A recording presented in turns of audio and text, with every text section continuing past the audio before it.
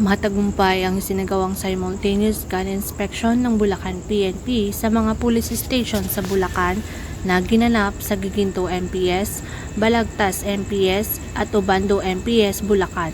Ang aktibidad ay pinamunuan ni Police Colonel Relly B. Arnedo, Provincial Director ng Bulacan, katuwang ang Logistic Bulacan at hepe ng mga police stations ng Bulacan. I'm Police Major KDDC Balasolia, the Chief Supply and Logistics Officer of Bulacan PPO. Ngayong araw po ay nagkakandak tayo ng random inspection ng issued firearms in different police station dahil sa may mga reports na nakarating sa the Directorate for Logistics na some of our personnel are involved in selling and pawning of their issued firearms. Para ma-ensure natin na walang insidenteng mangyaring ganun dito sa Bulacan PPO, kaya nga ito, nagkakandak tayo ng random inspection sa mga station para ma-account natin yung mga issued firearms nila.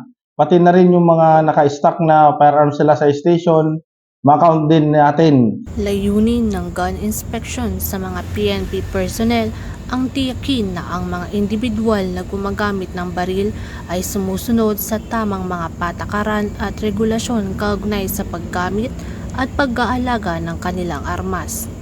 Ito ay isang paraan upang matiyak ang seguridad at disiplina sa paggamit ng armas sa hanay ng pulisya. Tiniyak ni Police Colonel Arnedo at ng Bulacan PNP ang disiplina at seguridad upang maiwasan ang anumang mga aksidente at pagkakamali sa paggamit ng armas na nagdudulot ng pagpapanatili ng kaayusan at kapayapaan sa lipunan tungo sa maunlad na bagong Pilipinas. Mula dito sa Bulacan Police Provincial Office, ako ang inyong PNN Correspondent, Patrol Woman Janet Balad, alagad ng batas, tagataguyod ng Balitang Pulis.